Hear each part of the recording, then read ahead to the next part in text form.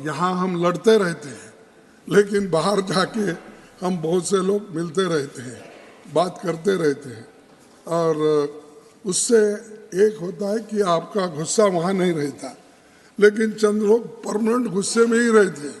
ये बड़ा मुश्किल है, ये ऐसा नहीं रहे, ये डेमोक्रेटिक है। और हम यहाँ देवेगौड़ा जी होंगे, मैं तो बहुत लड़ता था उनके खिलाफ, क्योंकि उन्होंने ये जनता पार्टी नहीं छोड़ी, मैं कांग्रेस पार्टी नहीं छोड़ा, इसीलिए हमेशा हमारी टक्कर चलते ही रहती थी। कभी हमको बोला कि तुम्हारे हाथ से बड़ा मुश्किल है ये चलाना सरकार, क्योंकि तुम्हारे पास ऐसे कोई पैसे वाले नहीं हैं तुम्हारे पीछे, तो इसीलिए अलायंस करना मुश्किल होगा। ये पहली बार उन्होंने कहा, उनके जन्मदिन पर मैं पूछा तो उन्होंने बोले कि आपके पीछे कोई ऐसे बड़े मालदार आदमी नहीं है, तो मुश्किल होगा कि तुम्हारे दोस्त को मैं चीफ मिनिस्टर बनाऊंगा, आप जाके उनको मनाएंगे। अब मेरे को कोई मालदार नहीं मिला सपोर्ट करने वाले, बाद में उन्होंने उनको बनाया। इसीलिए ये बहुत सी बातें ऐसी होती सब ये हाँ भाई बैठ जाओ, मौका समझा करो। अरे ठीक है, लेकिन मेरे को रंज है, सारे जिंदगी उन्होंने सेक्युलरिज्म, सोशलिज्म, फार्मर्स एजुटेशन सब करे, सडनली ऐसा क्या हुआ? लास्ट 93 है उनका, 91 है, अच्छा ठीक है 100 साल तक रहने दो, 91 है। अब सडनली जाके मोदी साहब उन्होंने ऐसा गले में मिले हैं और वो पकड़ आप नहीं थे, तो इतनी तारीफ आपकी उन्होंने की, मैं समझता हूँ जिंदगी में किसी आदमी की उन्होंने तारीफ की ही नहीं, रियली समझता हूँ, क्योंकि मैं उनके साथ वहाँ पर 20, 25, 30 साल था, और यहाँ पर कभी किसके बारे में तारीफ करने की उनकी आदत ही नहीं है, लेकिन वो आदत बदली कैसी मेरे को बड़ा मुश्किल है। I am feeling how he praised Modi ji, and he said that Modi is the only prime minister who loved me. He all this. अगर यही लव अफेयर पहले होता तो अच्छा था। 91 इयर्स में क्या करेंगे? छोड़िए, आपकी बात पर कुछ कहना चाहते हैं, आपकी इजाजत हो तो पीयूष जी कुछ कहना? नहीं साहब, नहीं तो अगर समझ आ जाए तो अच्छी ये चुप, ये देखो आप उनको ऐसा ही देते हैं, बाकी के वक्त हमको नहीं देते। दिस इज नहीं कल I am not giving floor to him sir. No no, you see sir, I am telling you this is not going to be a permanent thing. You remember, you can't ask when I ask I want to get clarification. You did not allow when Modi ji was speaking. See, this is nothing. Even if I interfere, Modi is capable to give answer. Please, why you are doing please this? Continue. In democracy, it happens. And इसीलिए मैं आपको उनको खैर इस वक्त ज़रूरत थी, वो हो गई, उसके बारे में मैं कुछ नहीं बोलता कि उन्होंने जो कुछ बोलना है बोल दिया है, और उसका जो कुछ इलाज करना है मोदी जी ने कर दिया है, इसीलिए वो ठीक ठाक हो रहा है उनके साथ। सर, मनमोहन सिंह जी पूरी दुनिया जानती है कि वे विश्व के जाने माने अर्थशास्त्र हैं। उनके समय में आज तक की सबसे अधिक विकास दर रही है। यूपीए में उनके ही शासन काल में नागरिकों को फूड का कानून अधिकार, शिक्षा अधिकार, वनाधिकार, भूमि अधिकार, संरक्षण और सूचना अधिकार जैसे ऐतिहासिक कामों के लिए जाना जाएगा। मनमोहन सिंह जी 1991 से इस सदन के सदस्य हैं। वे 6 बार राज्यसभा के अनअपोज्ड सदस्य बने, जो एक रिकॉर्ड है, और 2004 से बीच 6 साल से अधिक तक वे राज्यसभा में विपक्ष के नेता भी थे। 2004 और 14 तक 2 बार देश के प्रधानमंत्री और राज्यसभा के नेता सदन रहे। ये भी रिकॉर्ड है। उनको 2002 में उत्कृष्ट सांसद पुरस्कार से सम्मानित किया गया था। एक प्रेरक रूप में उन्होंने इस सदन पर जो छाप छोड़ी है वो हमेशा याद रखी जाएगी और इसकी खूब तारीफ भी हमारे माननीय प्रधानमंत्री जी ने किए, इसीलिए मैं उनको धन्यवाद भी दिया। अब डॉक्टर मनमोहन सिंह जी के बारे में एक शेर कहूँगा, आप सुनिए। आपकी सोच को आवाज हम देंगे, आपकी सोच को आवाज हम देंगे, आपके ख्वाब को आगाज हम देंगे, आपके ख्वाब को आगाज हम देंगे। आपके जाने पर इतना भरोसा दिलाते हैं, आपके जाने पर इतना भरोसा दिलाते हैं, आपके इरादों को परवाज हम देंगे। तो ये है। और सभापति जी, राज्यसभा काउंसिल ऑफ स्टेट्स ही नहीं है, एक काउंसिल ऑफ आइडियाज भी है। एक से एक बड़ी हस्तियों ने इसे रोशन किया है, ज्ञान और योग्यता से अपनी छाप छोड़ी है। जाहिर है कि कई साथी वापस यहाँ फिर लौटेंगे, कुछ लोकसभा में आएंगे और जो नहीं आएंगे वे सभी समाज में अपना सार्थक योगदान देंगे। राजनेता पब्लिक लाइफ में रिटायर नहीं होते। लोकतंत्र को राजनेताओं ने जीवंत बना रखा है।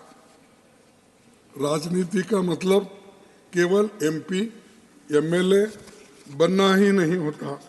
यहाँ लोग सिद्धांतों और विचारों की ताकत के साथ आते हैं और पूरा जीवन लगा देते हैं। आप सांसद, विधायक होते हैं तो जनता काम अधिक लेते हैं, हाउस में नहीं होते तो भी जनता का काम अपने स्तर पर वो करते रहते हैं। सर, और एक दिक्कत क्या है, ये रिटायर जब होते हैं राज्यसभा या लोकसभा के लोग, उनको इतनी दिक्कत होती है, कभी कभी गरीब लोग भी आते हैं, कभी पढ़े लिखे लोग भी आते हैं। उनको उनके रिटायर जब होते हैं तब उनको देखने वाला कोई नहीं रहता। इवन अगर बीमार गिरे तो जो उनको जो पेंशन मिलेगा या उनको जो मदद मिलेगी ये हेल्थ केयर के लिए, तो वो भी कठिन है। लेकिन लोग तो ये बोलते हैं, सबको बोलते हैं, उसमें अच्छे बुरे कोई फर्क नहीं करते लोग।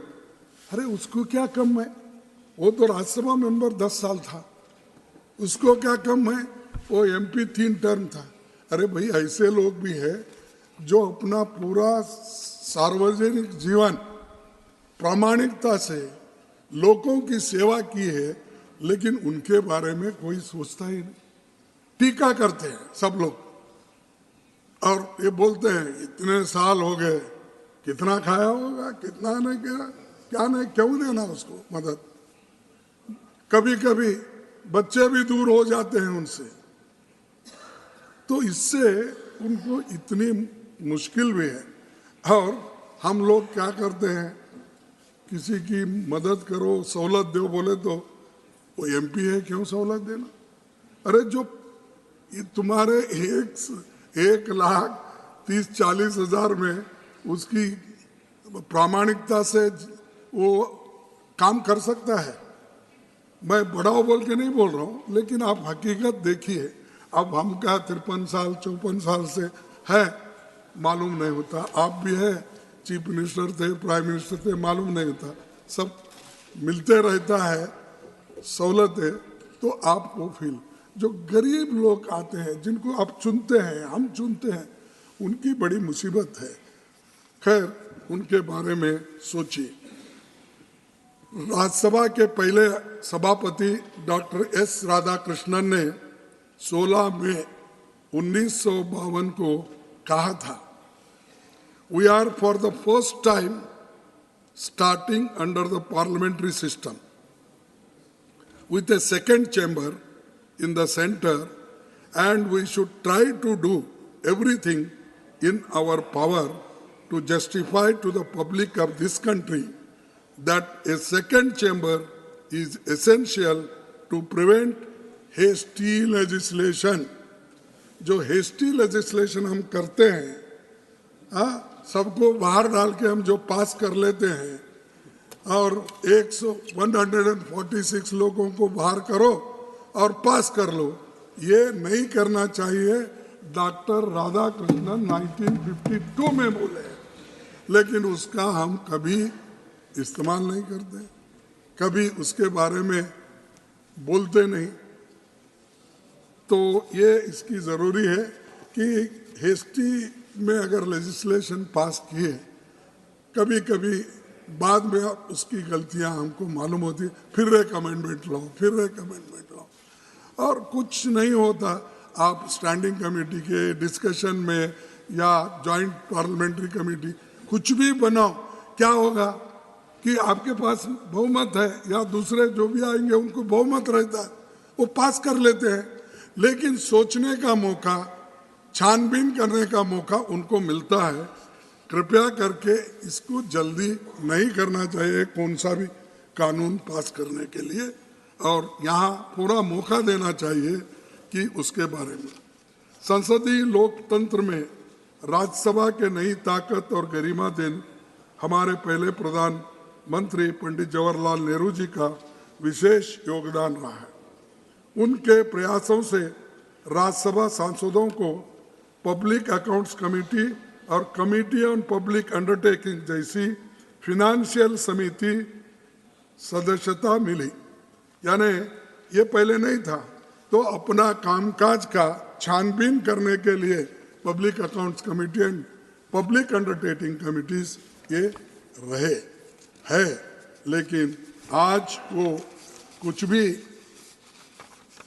लिखते हैं, करते हैं, तो आजकल तो कुछ भी नहीं हो रहा। पिछले ज़माने में तो छोटी छोटी बातों को लेकर अपोजिशन हंगामा मचा के सरकार को बदनाम करने की तो कोशिश करते थे। सर 1953 में बजट सत्र के दौरान पंडित नेहरू जी ने कहा था, लोकसभा और राज्यसभा मिलकर भारत की संसद बनाते हैं। हमारे संविधान के अनुसार दोनों सदनों की अथॉरिटी के बीच मनी बिल्स को छोड़कर कोई अंतर नहीं है। यहाँ तो बहुत से बिल को तो मनी बिल भी है तो उसको निकाल देते हैं। तो इसीलिए ये हम हमेशा याद रखना चाहिए कि बिल को यानी मनी बिल को कन्वर्ट करके वहाँ ले जाना और यहाँ डिस्कशन के लिए उसको समय नहीं देना, ये ठीक नहीं होता। उसके बारे में भी आपको सोचना है। इस सदन के एक से एक बेहतरीन प्रतिभाएं दी हमारे 6 सभापति doctor A Radhakrishnan, Zakir Hussain, V V Giri, Venkataraman, Shankar Dayal Sharma, K R. Narayanan ये भारत के राष्ट्रपति बने। अब आगे आपकी बारी है, वो कब आएगी क्या नहीं मुझे मालूम नहीं। यहाँ नेता सदन रहे प्रणब मुखर्जी जी, इस सदन में उपसभापति रहे प्रतिभा देवी सिंह पाटिल राष्ट्रपति बने। लेकिन मैं तकलीफ के साथ ये बात रख रहा हूँ कि हाउस में बैठकें कम होने से बिलों पर ढंग से चर्चा नहीं होती है और जल्दबाजी में हम पासी मुद्दों और गरीबों के सवालों को रखने का मौका कम मिलता है। हमारे सदस्य को बोलने के लिए सही समय भी नहीं मिलता। सभापति जी, इस सदन में इस बात पर कई बार गहन चर्चा हुई है कि केवल आकार में भारत का सबसे बड़ा लोकतंत्र होना नाकाफी है। लोकतंत्र के लिए गुणवत्ता में और भी सर्वश्रेष्ठ होना चाहिए। ये तभी संभव है जब वाद विवाद, चर्चा, परस्पर विमर्श और अन्य गतिविधियों के जारी रहे। हम सब जानते हैं कि उच्च सदन के गठन की पृष्ठभूमि पर संविधान सभा में काफ़ी बहसें हुई। उस दौरान सेकंड चेंबर बनाने के पीछे 2 उद्देश्य बताए गए। उसमें हम कितना सफल रहे ये हमें खुद सोचना चाहिए। बाबा साहब का कहना था कि हर मनुष्य का अपनी निजी दर्शन ही वो मापदंड है। हर मनुष्य का अपना निजी दर्शन ही वो मापदंड है जिसमें कोई स्वयं को परख सकता है। तो सभापति जी, जो साथी रिटायर हो रहे हैं उनके मन में भी कुछ टीस होगी, कुछ सवाल होंगे, कुछ सुझाव हो, इस सदन को देना चाहिए। इस सदन के कामकाज को और गरिमा में बनाने में उनके विचारों का योगदान हो सकता है। और आखिरी में एक बात बोल के मैं अपने शब्दों को समाप्त करता हूँ। दस्तूर है जमाने का, दस्तूर है जमाने का ये पुराना, लगा रहता है यहाँ आना और जाना।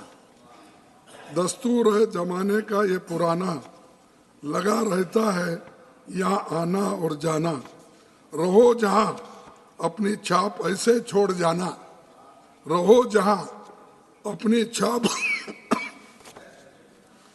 रहो जहाँ अपनी छाप ऐसे छोड़ जाना, हर कोई गुनगुनाता रहे आपका ही तराना।